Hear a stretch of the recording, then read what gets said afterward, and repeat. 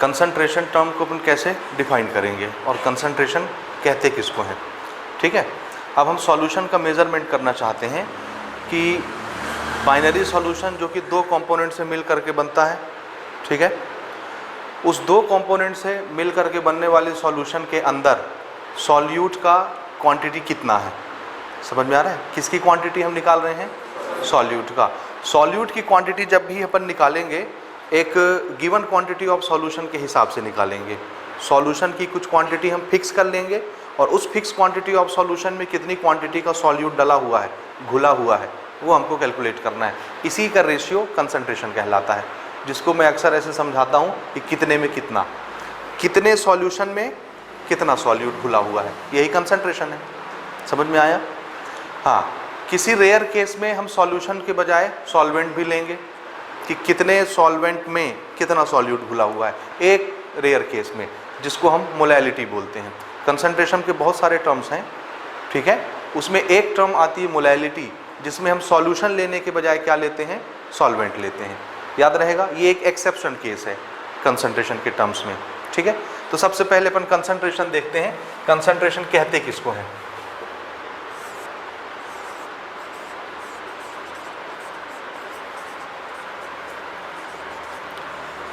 Concentration किसको बोलेंगे भाई, कंसंट्रेशन। अब तो बन जाएगा ना, amount of solute dissolve in given quantity या गिवन अमाउंट ऑफ सॉल्यूशन, ठीक है, या solvent.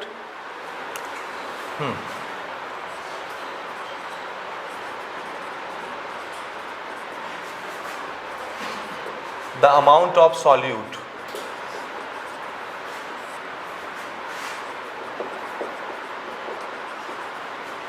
Dissolve in given amount of solution और सॉल्वेंट, ऐसे भी लिख सकते हैं, या हम उसके यूनिट के साथ भी इसको डिराइव कर सकते हैं, डिफाइन कर सकते हैं यूनिट के साथ भी।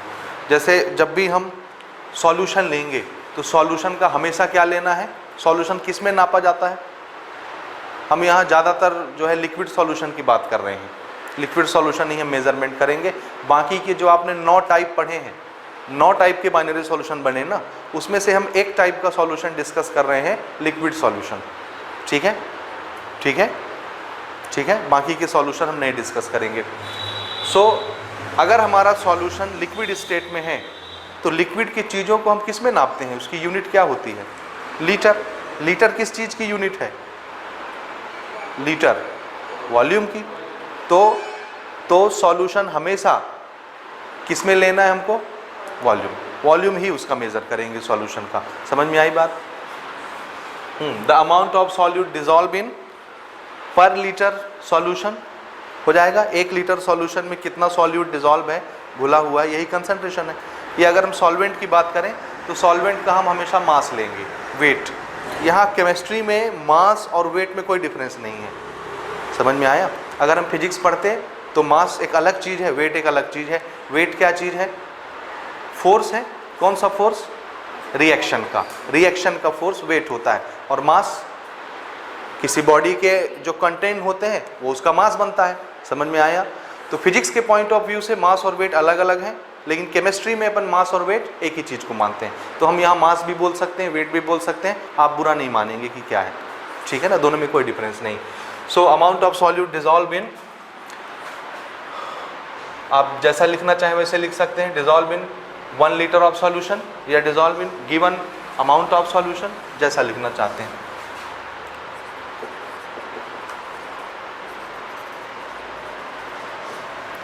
गिवन अमाउंट ऑफ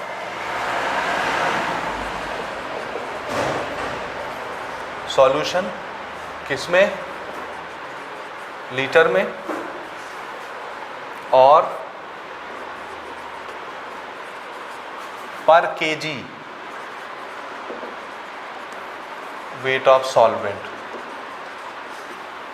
ठीक है, this is solution in litre और per kg weight of solvent. ये एक्सेप्शनल केस है, सिर्फ किस में आएगा, मोलैलिटी, मोलैलिटी। ठीक है, एक्सेप्शन केस। बाकी 99% हमको हमेशा सॉल्यूशन ही लेना है।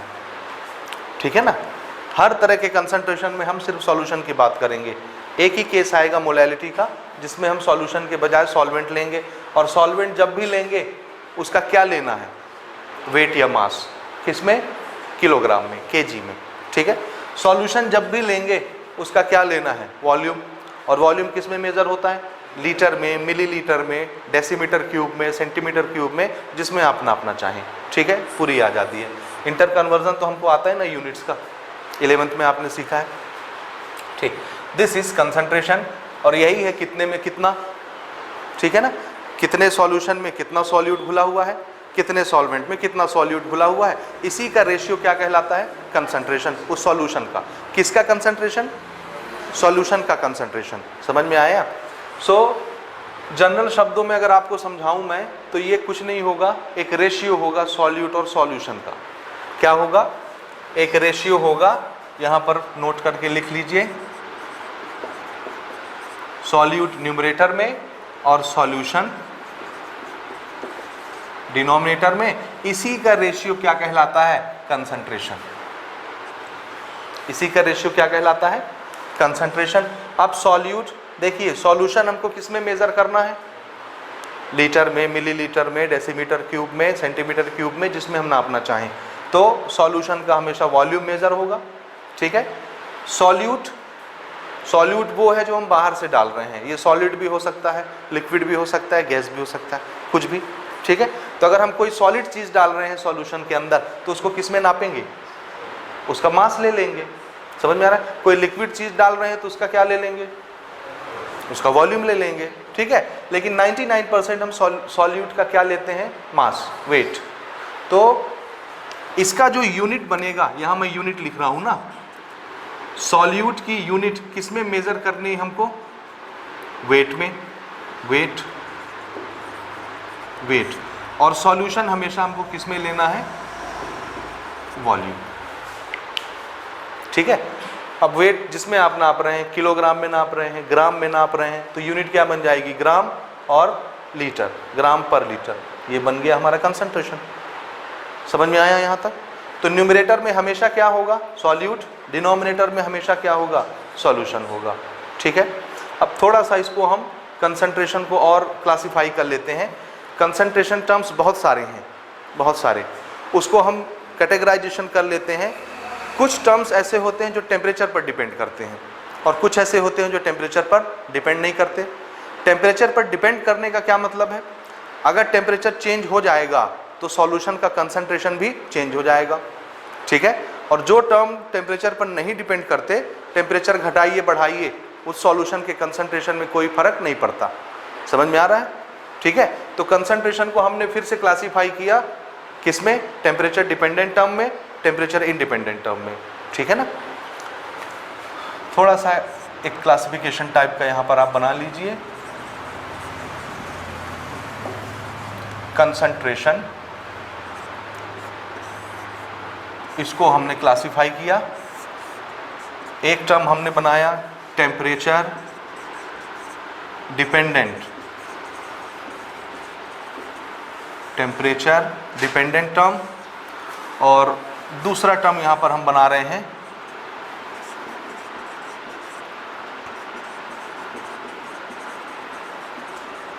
ताकि आगे जब हम सॉल्व करें तो आपके दिमाग में ये पिक्चर आनी चाहिए कि ये जो टर्म हम डिस्कस कर रहे हैं ये टेम्परेचर पर डिपेंड करने वाली टर्म है या नहीं डिपेंड करने वाली टर्म है, ठीक है।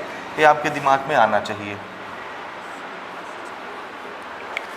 ठीक है।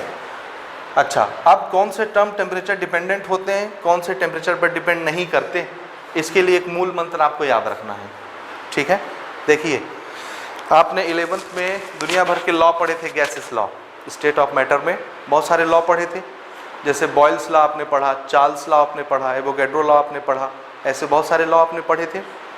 उसी में आपने ये भी पढ़ा था कि अगर हम किसी भी चीज़ का टेम्परेचर इंक्रीज़ करते हैं, जैसे एक कंटेनर में एक पिस्टन और सिलेंडर के अंदर हमने गैस भरी और उस गैस का टेम्परेचर हम नीचे से इंक्रीज़ कर रहे हैं, उसको गर्म कर रहे हैं।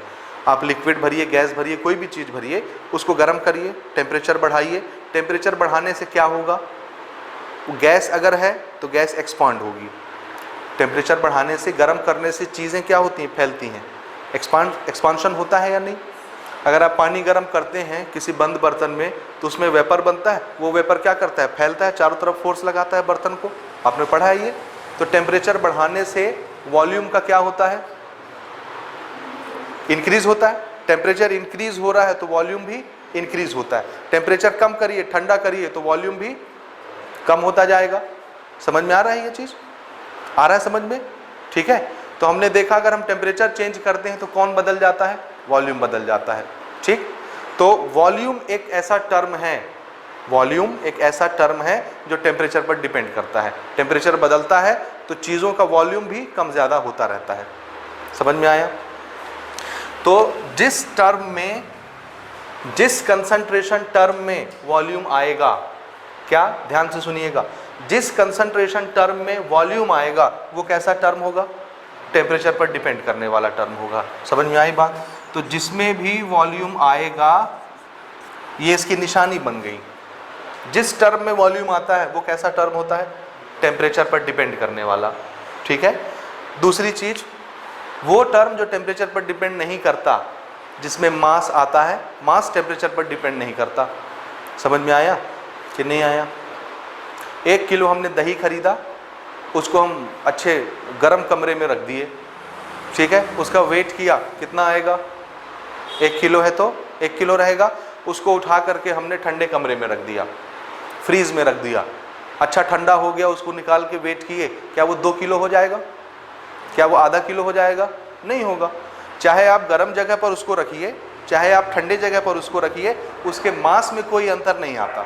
समझ में आया?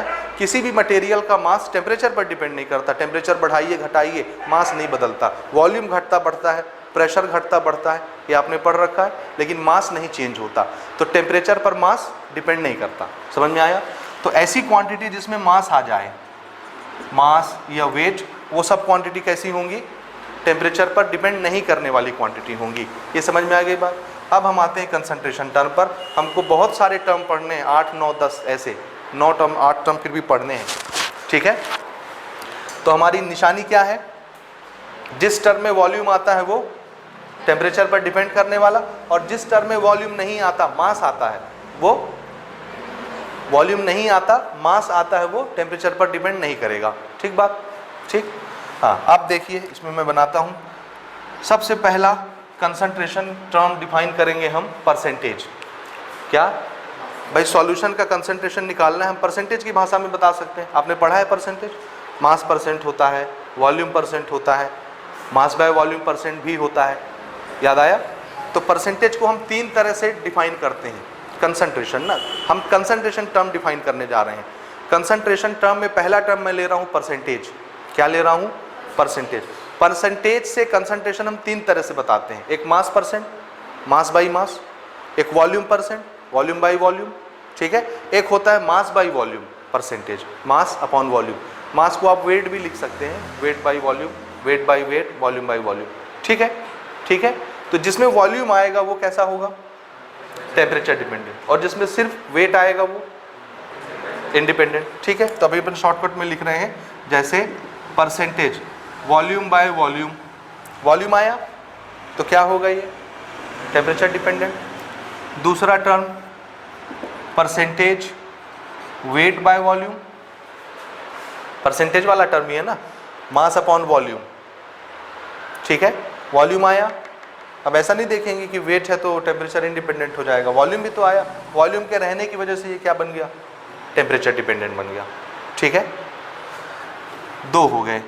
तीसरी क्वांटिटी जो हम डिस्कस करेंगे वो है strength of the solution. Strength, strength में भी वॉल्यूम आता है, इट इज़ ग्राम पर लीटर, है ना। सॉल्यूट ग्राम में और सॉल्यूशन लीटर में। Litre means volume, volume involve हो गया, इसलिए ये भी कैसा टर्म है, टेम्परेचर पर डिपेंड करने वाला टर्म है। ठीक है ना। इसी तरह से चौथी क्वांटिटी जो हम पढ़ेंगे वो है मोलैरिटी। मोलैरिटी, मोलैरिटी, इसमें भी वॉल्यूम आता है, moles of solute divided by volume of solution. Volume आया मतलब टेम्परेचर पर डिपेंड करने वाला हो गया। मोलैरिटी को हम कैपिटल M से रिप्रेजेंट करेंगे। किससे? Capital M। कैपिटल M हालांकि हम 2 चीज़ों के लिए रिप्रेजेंट करते आए हैं, एक तो किसी भी फॉर्मूले का मोलर मास जब हम निकालते हैं तो उसको भी कैपिटल एम से रिप्रेजेंट करते हैं, और मोलैरिटी के लिए भी हमने सिंबल क्या बनाया है, कैपिटल एम। तो बाद में हम थोड़ा सा डिफरेंस बना लेंगे कि मोलर मास के लिए कुछ और निशानी बना लें या उसी में थोड़ा सा चेंज कर लें, और मोलैरिटी को हम कैपिटल एम ही रखेंगे, ठीक है। इसी तरह से पांचवी क्वांटिटी है हमारी नॉर्मेलिटी, जिसको हम कैपिटल एन से रिप्रेजेंट करेंगे। इसमें भी वॉल्यूम आता है, number of gram equivalent of solute, number of gram equivalent of solute divided by volume of solution, this is normality. Volume आया, टेम्परेचर डिपेंडेंट टर्म बन गया, ठीक है। इसी तरह से एक और क्वांटिटी हम इसमें पढ़ेंगे, फॉर्मेलिटी। फॉर्मेलिटी जिसको कैपिटल एफ से रिप्रेजेंट करते हैं। फॉर्मेलिटी क्या चीज़ है, मोलैरिटी का ही एक नया रूप है ना। इसमें हम सॉल्यूट के क्या लेते हैं, फार्मूला मास। आपने 11th में पढ़ा है फार्मूला मास। एक तो होता है मॉलिक्यूलर मास, एक होता है फार्मूला, ग्राम फार्मूला मास, याद आया। तो हम सॉल्यूट के फार्मूला मास लेंगे।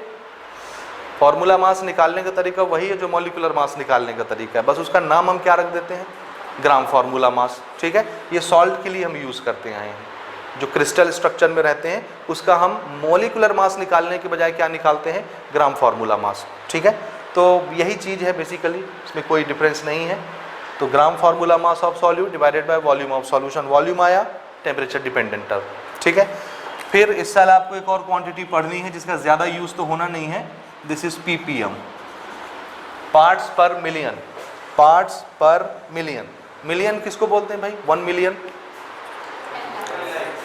10 लाख को ना, 10⁶, ठीक है। तो ये 1 मिलियन होता है। तो 1 मिलियन के सॉल्यूशन में 1 मिलियन पार्ट ना, 1 मिलियन मतलब 1 मिलियन पार्ट समझ रहे हैं। 1 मिलियन पार्ट में कितने पार्ट्स सॉल्यूट के घुले हुए हैं, 1 मिलियन, 10 लाख हिस्से में सॉल्यूट का कितना हिस्सा है, ये वाला कंसंट्रेशन ppm कहलाता है, ठीक है।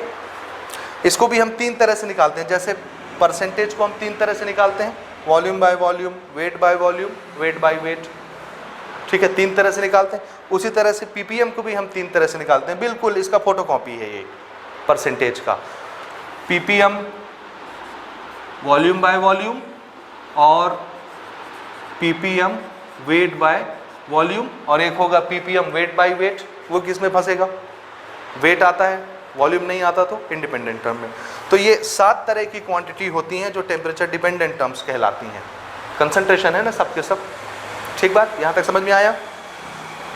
अच्छा, फिर इधर आ जाते हैं हम, जो टेम्परेचर इंडिपेंडेंट टर्म है, यानी जिसमें वॉल्यूम नहीं आता, सिर्फ मास आएगा।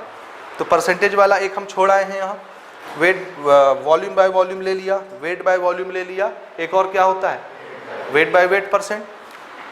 तो पहला टेम्परेचर इंडिपेंडेंट टर्म होता है वेट बाय वेट परसेंट, ठीक है, जिसमें वेट आता है। और कुछ मोलैलिटी, बिल्कुल ठीक। दूसरी क्वांटिटी होती है मोलैलिटी।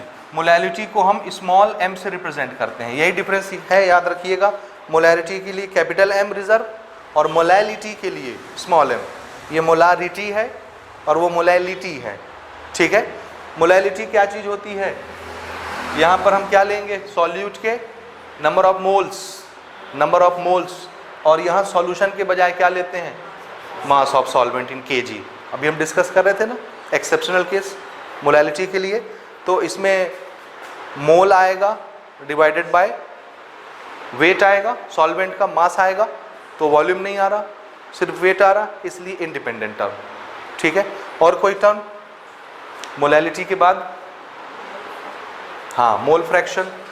मोल फ्रैक्शन इसी तरह एक होता है हमारा मास फ्रैक्शन।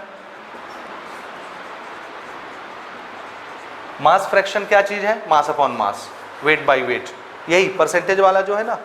ये अगर मैं परसेंटेज नहीं लिखूं, सिर्फ मास अपॉन मास लिखूं, ये सॉल्यूट का, ये सॉल्यूशन का है ना, तो मास अपॉन मास क्या चीज़ है, फ्रैक्शन ही तो है। फ्रैक्शन किसको बोलते हैं, जो डिवाइडेड बाय हो, डिवाइड में हो।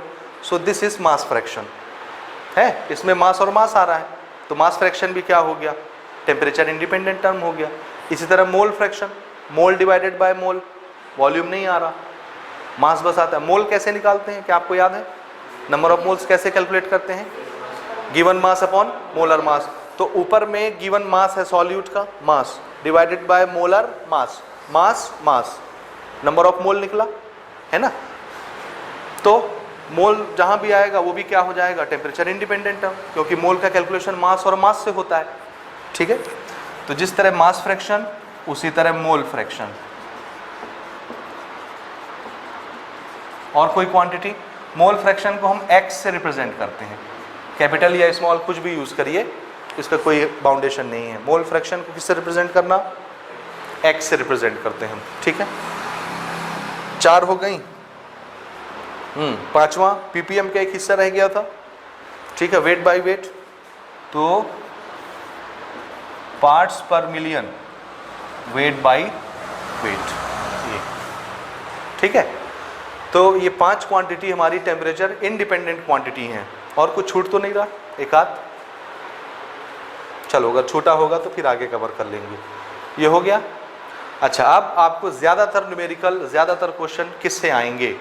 ठीक है, तो इसके लिए ध्यान रखेंगे, मोलैलिटी से बहुत सारे क्वेश्चन न्यूमेरिकल के बनेंगे बोर्ड के लिए, क्योंकि मोलैलिटी आगे हम यूज़ भी करने वाले हैं ना। मोलैलिटी कहाँ आएगा, जब हम कॉलिगेटिव प्रॉपर्टी पढ़ेंगे, उसमें मोलैलिटी बहुत इन्वॉल्व होगी, इसका कैलकुलेशन बहुत ज़्यादा होगा। ठीक है, उसी तरह mole fraction, mole fraction Henry's law में यूज़ होता है, इसलिए इस पर भी न्यूमेरिकल बहुत सारे बनेंगे, तो मोल फ्रैक्शन से भी क्वेश्चन तैयार होंगे। ठीक है, मास फ्रैक्शन तो कोई चीज़ ही नहीं, यही चीज़ है परसेंटेज वाला। अगर इसमें 100 का मल्टीप्लाई कर दिए तो परसेंटेज बन गया, 100 हटा लिए तो मास फ्रैक्शन बन गया। ठीक है, इसी तरह से इधर मोलैरिटी, ये मोलैरिटी से बहुत ज़्यादा क्वेश्चन आएंगे। ठीक है, तो मोलैरिटी, मोलैलिटी और मोल फ्रैक्शन, यहाँ से ज़्यादातर न्यूमेरिकल बनते हैं। ठीक है, तो ये आपको समझ में आया। एक और चीज़ जो न्यूमेरिकल में काम आएगी वो ये है, ये टर्म तो टेम्परेचर डिपेंडेंट टर्म है और ये वाले टर्म टेम्परेचर इंडिपेंडेंट टर्म है। टेम्परेचर डिपेंडेंट टर्म से टेम्परेचर इंडिपेंडेंट टर्म में अगर हमको इंटर कन्वर्जन करना है, जैसे मेरे पास मोलैरिटी है किसी सॉल्यूशन की और मैं उससे मोलैलिटी निकालना चाहता हूँ, मोलैरिटी से मोलैलिटी निकालना चाहता हूँ, तो हम इस टर्म से कन्वर्ट करके उस टर्म में जा रहे हैं। समझ में आ रहा है? तो इसके लिए हमको एक फैक्टर की ज़रूरत पड़ती है जिसको हम बोलते हैं डेंसिटी। क्यों? क्योंकि ये क्या है, सब वॉल्यूम वाले टर्म, ये क्या है, मास वाले टर्म। वॉल्यूम वाले टर्म से मास वाले टर्म में जाना है, वॉल्यूम मास घट कौन रहा है, डेंसिटी। तो डेंसिटी का मल्टीप्लिकेशन हम वॉल्यूम से करेंगे तो मास बन जाएगा। फॉर्मूला याद है आपको, density is equal to mass upon volume, तो वॉल्यूम इंटू डेंसिटी क्या बनता है, मास बनता है। समझ में आया?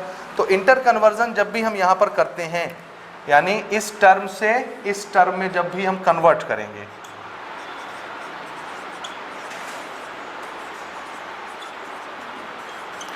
तो हमको डेंसिटी की मदद लेनी पड़ेगी, डेंसिटी। ठीक है, याद रहेगा ये। और ऐसे न्यूमेरिकल आपको बनाने भी हैं आगे चल के, कि मोलैरिटी दिया है, मोलैलिटी में आ रहे हैं या उधर से इधर आ रहे हैं। ठीक है, वॉल्यूम वाले टर्म, मास वाले टर्म, अगर इंटर कन्वर्जन करते हैं तो डेंसिटी बीच में कहीं ना कहीं इन्वॉल्व हो जाती है।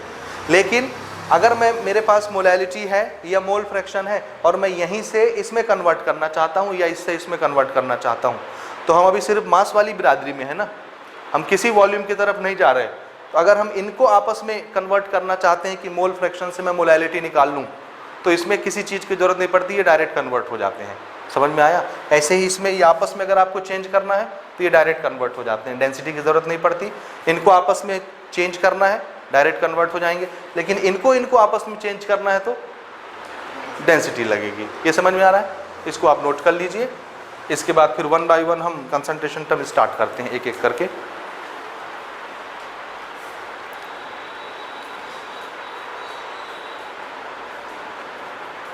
टर्म हम ले रहे हैं यहाँ पर परसेंटेज।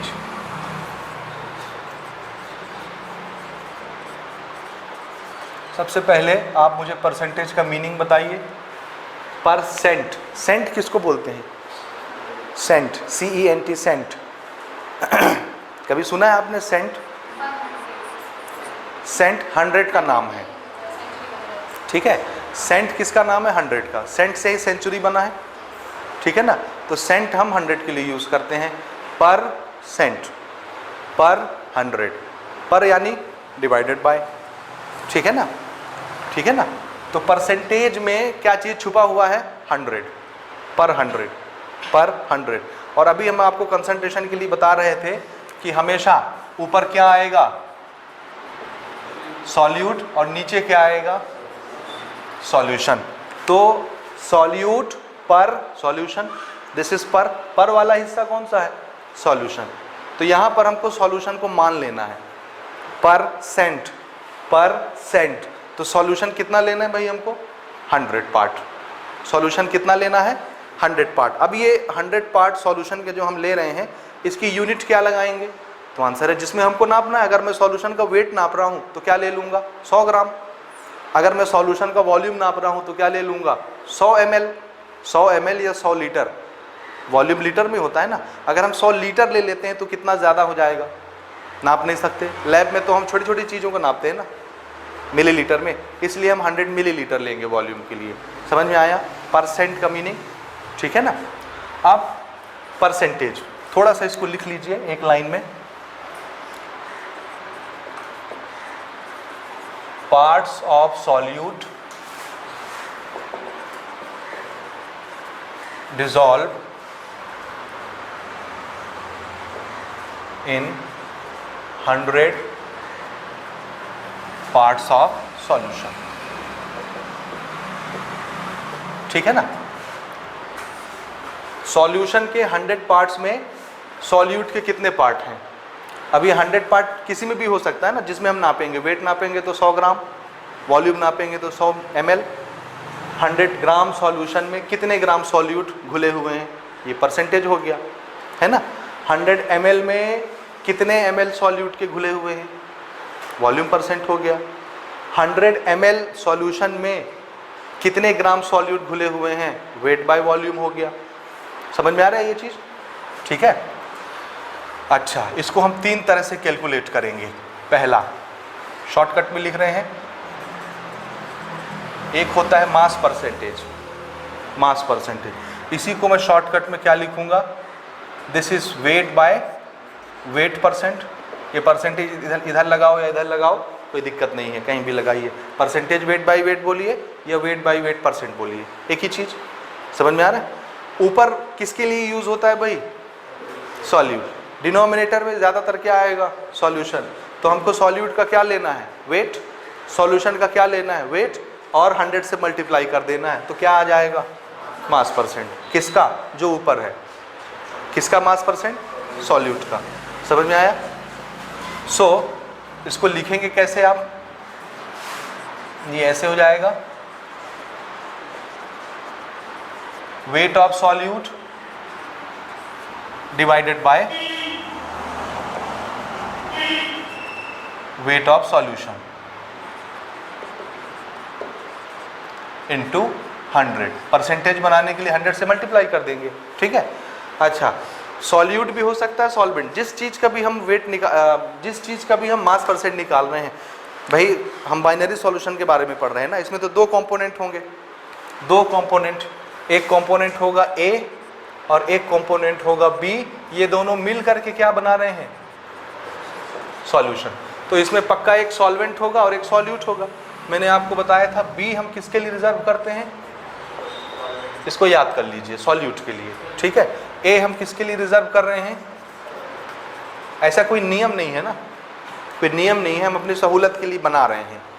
याद रहेगा, ये कोई नियम नहीं है ना। आप A को भी सॉल्यूट मान सकते हैं, फिर पूरे चैप्टर आप बदलेंगे नहीं, A को सॉल्यूट ही मानेंगे, ठीक है। B को आप सॉल्वेंट मान लीजिए, फिर आप चेंज नहीं होंगे। मैं यहाँ पर B को सॉल्यूट ले रहा हूँ, A को सॉल्वेंट ले रहा हूँ। याद रहेगा, ये दोनों मिल करके ही क्या बनाते हैं? सॉल्यूशन बनाते हैं, ठीक है। हाँ, तो एक सॉल्यूशन के अंदर ये दोनों कंपोनेंट होते हैं, सॉल्यूट भी होता है, सॉल्वेंट भी होता है। हमसे दोनों कंपोनेंट में से किसी भी एक कंपोनेंट का मास परसेंट पूछा जा सकता है ना। अगर हमसे सॉल्यूट का मास परसेंट पूछा तो यहाँ पर क्या आना है? Weight of solute. और सॉल्वेंट का मास परसेंट पूछ रहा है तो फिर यहाँ पर क्या आना है, वेट ऑफ सॉल्वेंट, ए और बी कुछ भी, ठीक है। लेकिन नीचे क्या आना है, वेट ऑफ सॉल्यूशन, ठीक है। तो सॉल्यूट या ये डिवाइडेड बाय नहीं है ना, सॉल्वेंट, ये और है, और का सिंबल, सॉल्यूट या सॉल्वेंट किसी का भी, ठीक है ना। जैसे percentage weight bye weight of solvent, अभी समझ में आ रहा है। सॉल्वेंट कैसे निकलेगा, क्या करना है, weight of solvent divided by weight of solution. Solution means क्या क्या है उसमें, सॉल्यूट और सॉल्वेंट दोनों है। So weight of solvent plus weight of solute हो गया वेट ऑफ सॉल्यूशन इनटू 100, क्या आ गया, मास परसेंट। वेट बाय वेट बोलिए या मास परसेंट बोलिए, ठीक है। इसी तरह से weight by weight percent of solute कैसे आएगा, weight of solute divided by weight of solution into 100, ठीक है। ये चीज समझ में आ रहा है पक्का। दूसरा वॉल्यूम परसेंटेज, और इसी को हम लिखते हैं वॉल्यूम बाय वॉल्यूम परसेंट या परसेंटेज वॉल्यूम बाय वॉल्यूम। यहाँ क्या लेना है भाई, ऊपर वॉल्यूम ऑफ सॉल्यूट या सॉल्वेंट, नीचे वॉल्यूम ऑफ सॉल्यूशन, ठीक है।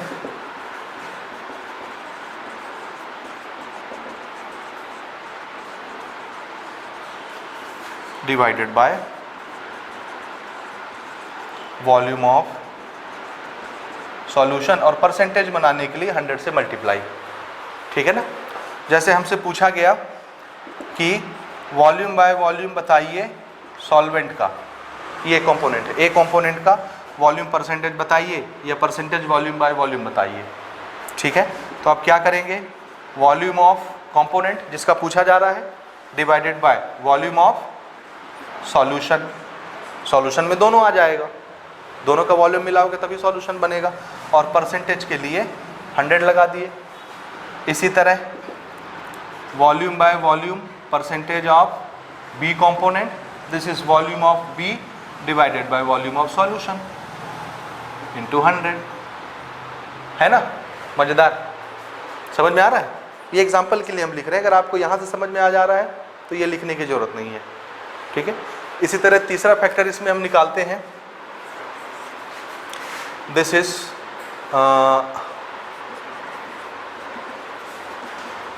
वेट बाय वॉल्यूम परसेंट, या इसी को हम बोलते हैं percentage weight by volume,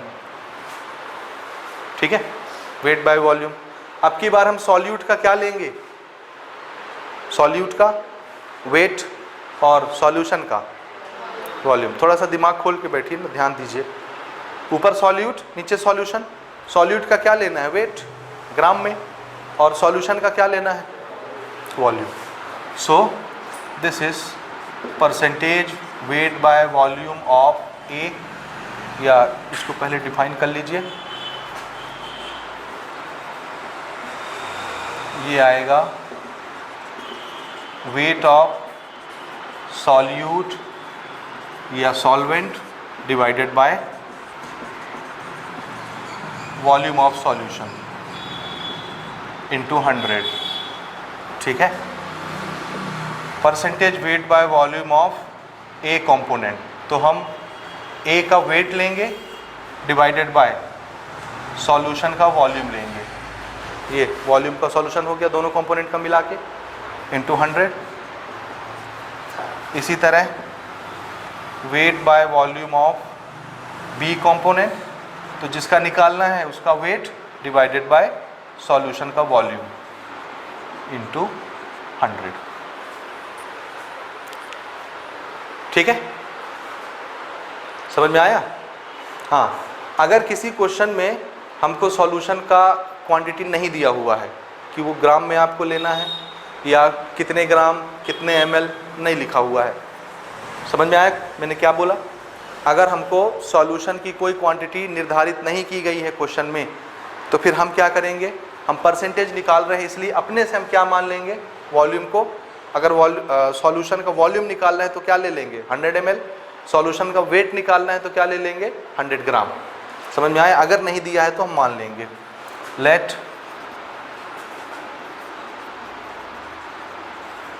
volume of solution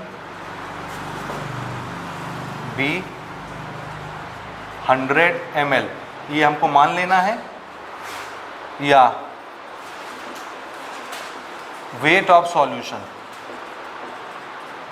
be 100 gram, अगर वेट में निकाल रहे हैं सॉल्यूशन के लिए, है ना। 100 क्यों ले रहे हैं, क्योंकि सॉल्यूशन नीचे आता है, सॉल्यूशन का टर्म नीचे आता है। अगर इसका वेट देख रहे हैं, परसेंटेज निकाल रहे हैं ना, परसेंट, इसलिए सॉल्यूशन के कितने पार्ट लेंगे हम, 100। वेट ले रहे हैं तो 100 ग्राम, वॉल्यूम ले रहे हैं तो 100 ml। नहीं मेंशन है क्वेश्चन में तो ऐसा हम मान लेंगे ये, और मेंशन है तो जो मेंशन रहेगा वो लिखेंगे यहाँ, ठीक है ना। ये नोट कर लीजिए, एक छोटा सा क्वेश्चन इसमें आप मुझे बना करके दिखाइए। हो गया आपका ये एक क्वेश्चन, नोट करिए। कैलकुलेट अमाउंट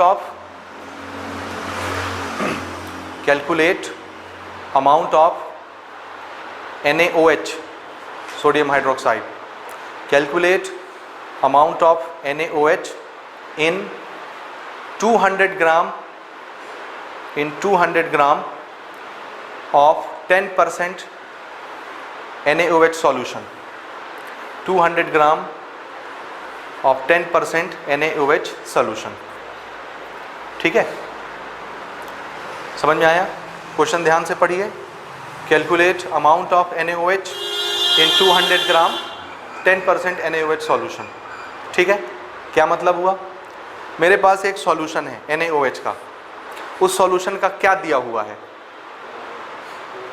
मेरे पास एक सॉल्यूशन है NaOH का, उसका क्या दिया हुआ है, वेट दिया हुआ है, कितना, 200 ग्राम। तो सॉल्यूशन का क्या है मेरे पास, वेट है 200 ग्राम, ठीक है।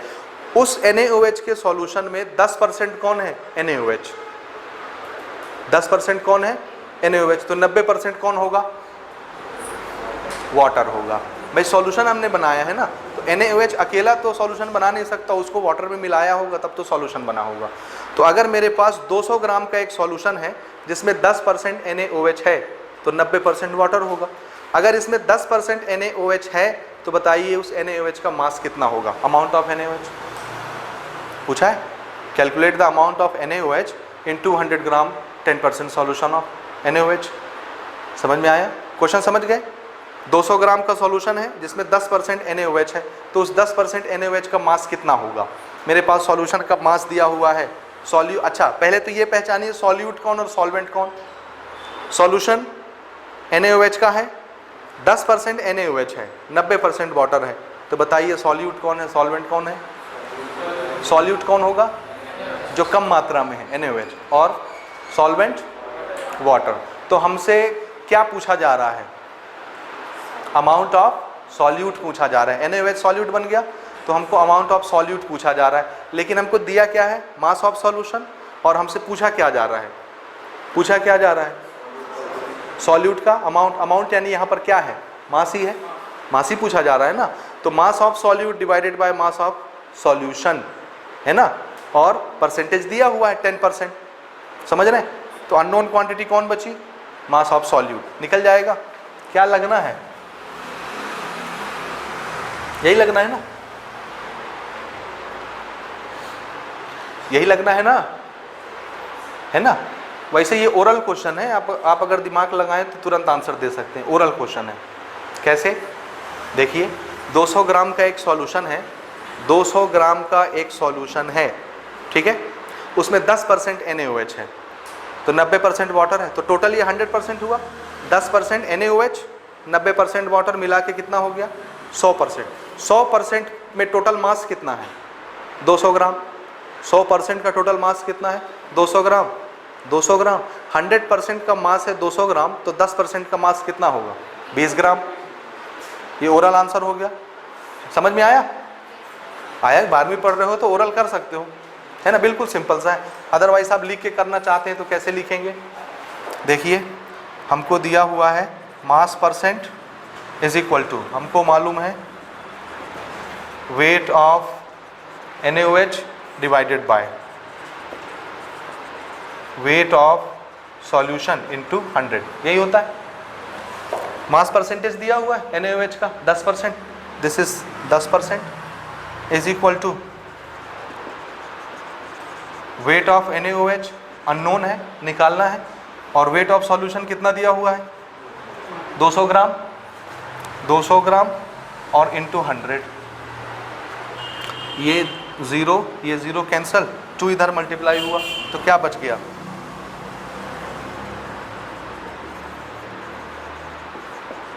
अमाउंट ऑफ NaOH कितना आया 20 ग्राम। समझ आ रहा है ये? बोलिए बोलिए। तो बना लेंगे ना ऐसे क्वेश्चन, किसी से भी आपसे पूछे जा सकते थे, वॉल्यूम के भी पूछे जा सकते थे, वेट बाय वॉल्यूम के भी पूछे जा सकते थे, तो थोड़ा सा आपको ये दिमाग में बनाना पड़ेगा। ठीक है, ठीक है ना। अभी हमने परसेंटेज बनाया, इसी के साथ हम परसेंटेज में ही मास फ्रैक्शन ले लेते हैं। समझ में आया? दूसरी क्वांटिटी है हमारी मास फ्रैक्शन। मास फ्रैक्शन क्या होगा? It is ratio of mass is to mass. ऊपर क्या आता है? सॉल्यूट, सॉल्यूट का मास। नीचे क्या आता है? सॉल्यूशन का मास। सॉल्यूशन में जितने भी कंपोनेंट होंगे, 2 हो, 4 हो, 6 हो, सबके मास। ठीक है। Mass fraction is ratio of mass of one component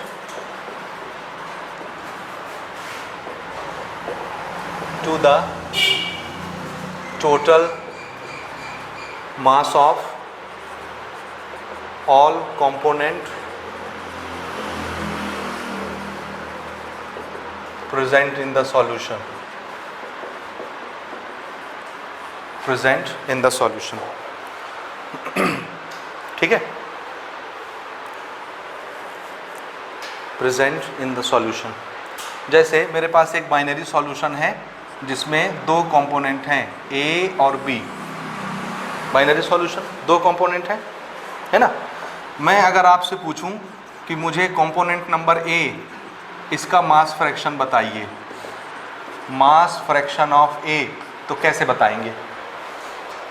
mass fraction of A क्या होगा? Mass of A divided by mass of A plus B। हो गया। मल्टीप्लाइड बाय 100 कर देंगे तो मास परसेंटेज। तो मास फ्रैक्शन मल्टीप्लाइड बाय 100 क्या बनता है? मास परसेंट बनता है। ठीक है ना, ये समझ में आया। इसी तरह से मास फ्रैक्शन ऑफ B कैसे निकलेगा? Mass of B divided by mass of all component. ये ठीक है ना। तो मूल मंत्र क्या बना? मास फ्रैक्शन में अगर हम 100 का मल्टीप्लाई कर देते हैं तो यही क्या चीज बन जाती है? Mass percent.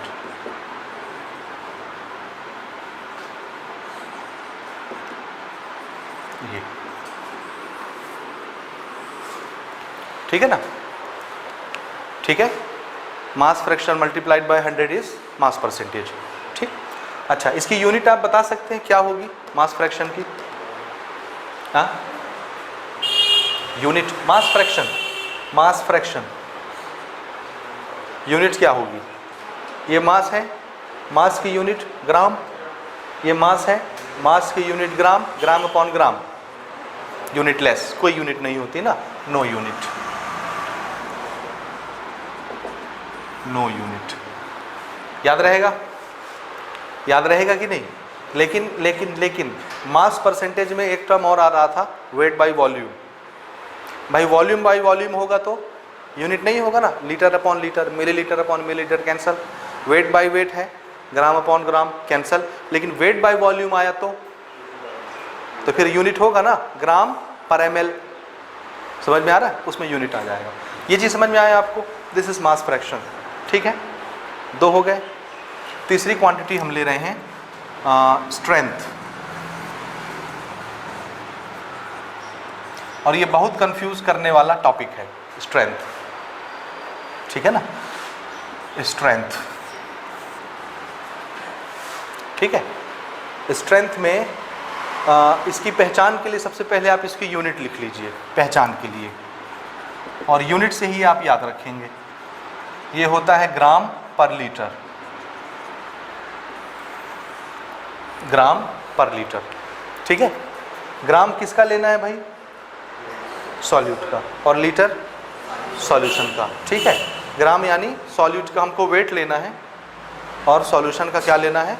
वॉल्यूम लेना है। समझ में आया? ये क्या कहलाएगा? स्ट्रेंथ कहलाएगा सॉल्यूशन का, ठीक है। लेकिन सॉल्यूशन का स्ट्रेंथ जब हम निकालते हैं तो उसका वॉल्यूम हम नाप रहे हैं ना, वॉल्यूम कितने लीटर लेना है भाई? हमारे पास 2 लीटर, 10 लीटर, 50 लीटर, किसी भी स्ट्रेंथ किसी भी कंसंट्रेशन का वॉल्यूम हो सकता है। समझ में आया? 2 लीटर भी हो सकता है, 4 लीटर, 10 लीटर, कितने भी वॉल्यूम का सॉल्यूशन मेरे पास हो सकता है। समझ में आया? जैसे 1 गैलन में मैंने 50 लीटर का शरबत बनाया, 50 लीटर का, ठीक है। उसमें पता नहीं कितने चम्मच मैंने शुगर डाले होंगे, कितने क्वांटिटी का, ठीक है। 50 लीटर का मेरे पास एक सॉल्यूशन है, उस सॉल्यूशन का स्ट्रेंथ मैं निकालना चाहता हूँ। तो स्ट्रेंथ निकालने का तरीका यही है कि हम जितने लीटर भी सॉल्यूशन दे रखे हैं उसमें से सिर्फ हम 1 लीटर निकालेंगे। समझ में आया? 1 लीटर निकाल करके उसमें चेक कर लीजिए कितना सॉल्यूट है, जितना आएगा उसी का रेशियो स्ट्रेंथ कहलाता है। समझ में आया? 1 लीटर सॉल्यूशन में जितने ग्राम सॉल्यूट के डले होंगे, कितना? 1 लीटर सॉल्यूशन में जितने ग्राम सॉल्यूट के डले होंगे, इसी का रेशियो क्या कहलाता है? स्ट्रेंथ कहलाता है उस सॉल्यूशन का। समझ में आ गई बात कि नहीं आई? आया?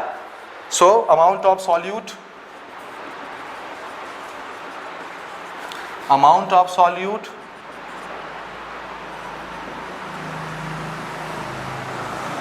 dissolved in 1 liter of solution, ठीक है। 1 लीटर सॉल्यूशन में जितने अमाउंट का सॉल्यूट डला होगा इसी का रेशियो क्या कहलाएगा? समझ में आ रहा है? इसको आप ओरली दिमाग में बरकरार रखेंगे, याद रखेंगे।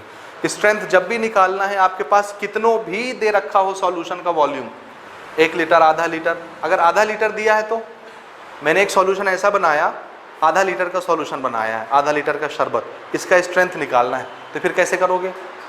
सॉल्यूशन तो हमको 1 लीटर ही चाहिए। समझ आ रहा है? तो 1 लीटर आप उसको बनाओगे पहले, उसके बाद ही स्ट्रेंथ निकलेगा, आधे लीटर में नहीं निकलेगा। स्ट्रेंथ निकालने के लिए कंपलसरी क्या हो गया? सॉल्यूशन कितना लेना है? 1 लीटर।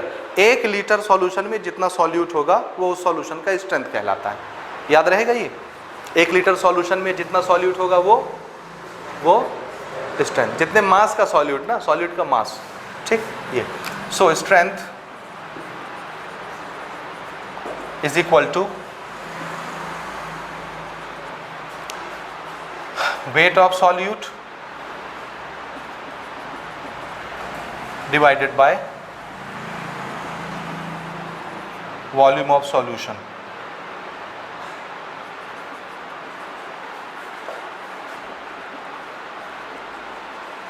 लीटर, और इसकी यूनिट है ग्राम पर लीटर। ये वेट की वजह से ग्राम और सॉल्यूशन के वॉल्यूम की वजह से लीटर, ग्राम पर लीटर, ठीक है ना? याद रहेगा? पक्का? ठीक है। एक क्वेश्चन नोट करिए।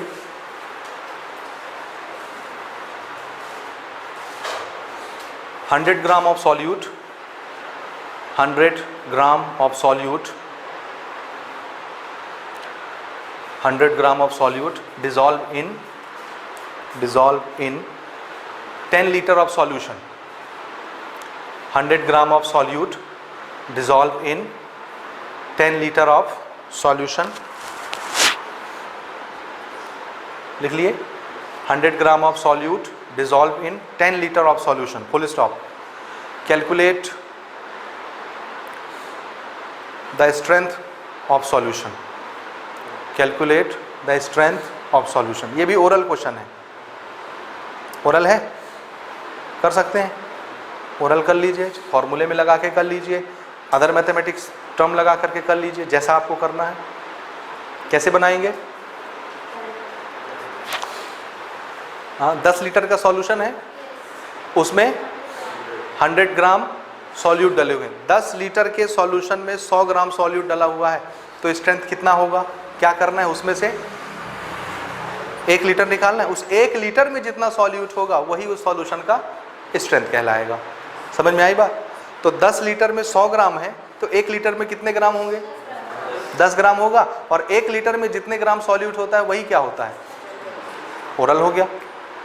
समझ में आ रहा है? लिखना है क्या? फॉर्मूले में लिख के आप बना सकते हैं, अदरवाइज ऐसे ही बना सकते हैं, यूनिटरी मेथड से भी बना सकते हैं। जैसे जैसे amount of solute in 10 litre था ना, 10 लीटर सॉल्यूशन, 10 लीटर सॉल्यूशन में सॉल्यूट का कितना अमाउंट था? कितना था? 100 ग्राम ना।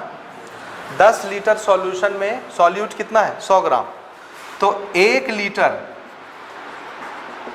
सॉल्यूशन में सॉल्यूट कितना होगा?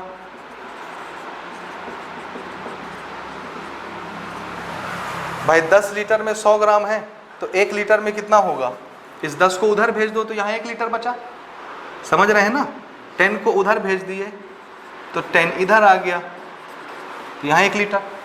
Amount of solute in 1 litre solution ये, और इसको जब आप सॉल्व करेंगे तो कितना आ जाएगा?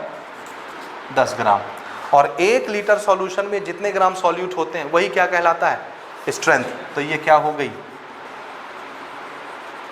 Strength of solution. ठीक है, बन जाएगा? बन जाएगा कि नहीं? बोलिए।